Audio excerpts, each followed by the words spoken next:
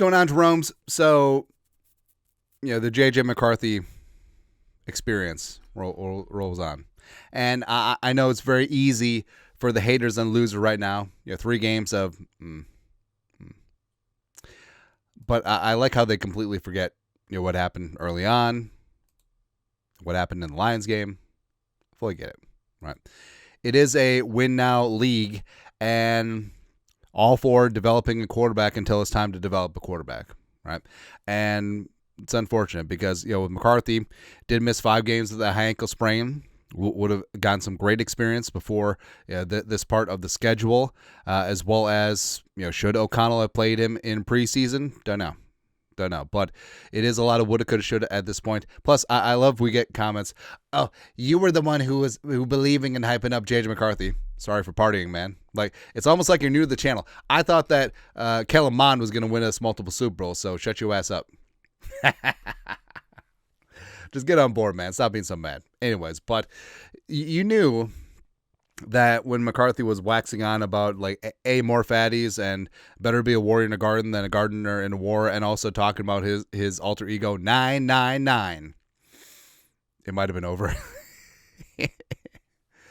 and also the fact that Shedeur Sanders, 5th round pick, which the Vikings took Tyrion Ingram Dawkins like 5 picks before Shedeur. Not saying that TID was a bad pick, but I don't know. Yeah, but McCarthy against the Packers was just yeah. And it's hard to tell, like, is O'Connell overcoaching, undercoaching him? Don't know.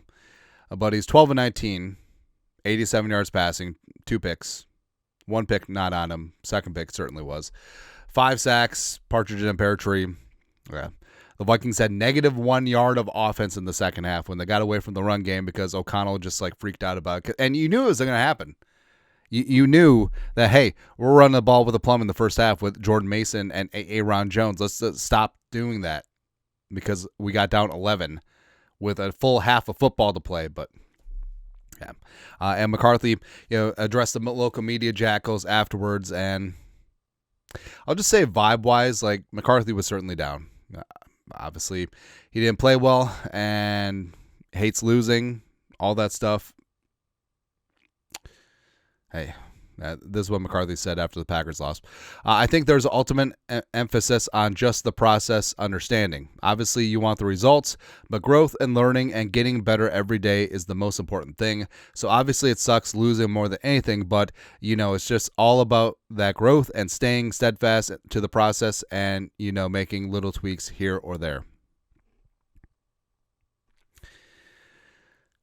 So the sounds straight out of the Kevin O'Connell manual of media filibustering, and of course McCarthy, stoic philosophy. That all matters too. And this stuff all sounds great when you're winning, but when things aren't going well, it just I don't know. And JJ this season, so clutch heroics, yes. And we've been trying to avoid, it's like Tim Tebow. He can't throw the ball, but he shows up in clutch time. And the numbers are kind of similar to Christian Ponder through 6 starts. But we still got faith. But at a certain point, there's some stagnation. And either you're progressing or regressing. No, all success is not linear, but yeah. He has a pick in all 6 of his starts. 4 of the starts, he has 2 picks. Not all of his interceptions were on him, but a lot of them were. And I don't know. Like, I honestly don't think that sitting him is the best choice. But at a certain point, you do have to wonder. It's like, what do you have in the bro show? And like we said, this season, next season, you have to let J.J. McCarthy develop. Right. But also part of that development is keeping him out of really negative situations. And at a certain point, is McCarthy being out there doing more harm than good, not to the team, but also to himself? Right. Is this bad for his confidence? Is this bad for his habits? Is this bad about XYZ? Where McCarthy did not look good after the game. Right. And I don't know, like there's always a chance that Brosmer comes in like Brock Purdy and Tucker Derb, but that's a risk you're willing to take because hey, it's a win now league. It's a what have you done for me lately league. Fully understand that, and there's a balance between hey, we need to see what we have and let him develop, yes, versus trying to win games right now.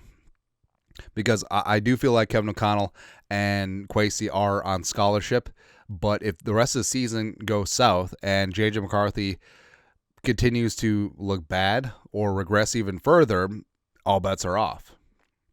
So I don't know what the best solution is, but I can just see it now. The Diana Rossini tweet. Sources from inside the Vikings organization say that the team is split. There's a schism between who should start at quarterback. If Carson Wentz was here, I feel like Carson Wentz would start. I feel like that's the stage we're at now. And like I said, if you're completely ignoring the good parts about McCarthy, it's a long time ago. It's a long time ago in NFL years, but the highs are there, and that's something that you cling to. Honestly, if McCarthy didn't have those wins against the Bears and the Lions, I'd be all for the benching, right? But you have to balance what's good for the team, what's good for JJ, and what's good for the future, right? Because I don't know. I don't know the answer. Like, honestly, whatever. My opinion, your opinion, us as fans, our opinion doesn't matter. It really comes down to what Kevin O'Connell thinks, and I feel like Kevin O'Connell's going to ride him till the wheels fall off, or this will be O'Connell's Monday presser. It's like, oh, J.J. McCarthy came out of this game with some routine soreness. All of a sudden, shut it down. And then it is indeed time for the We're All Stars Now in the Bro Show. Again, the people criticizing me is like, well, you believe in J.J. McCarthy. If Max Brosmer steps onto that field, I feel like he will win the Vikings and JEROME bars in the next 10 years because, hey, someone's got to eventually. Don't know. But bottom line, McCarthy has to start showing something, because the numbers are what they are. And the clutch moments in 2-minute drill when he doesn't have to think, he just does, is great. But also, people made a good point where this offense is good to go, should be good to go, right? Despite the offensive line injuries, you still have Jefferson, Addison, Hockenson starting to show something. Mason and Jones run the piss out of the football. And there's a lot of other quarterbacks with a lot less on offense doing more. Right, because at a certain point, hey, more is required, and we're willing to give you the time, but more is required. We're willing to give you 20, 30 starts, but more is required. You gotta start seeing something, man, beyond just weird quotes. That's all. Anyways, your thoughts are thoughts. JJ McCarthy, talking post-game. Trust the process. Yeah. It's like your friend that learned like 10 therapy words and then just repeats them over and over and over again. Sometimes I'm that friend. Let us know, comment section, you guys are the best to do. Skull production value.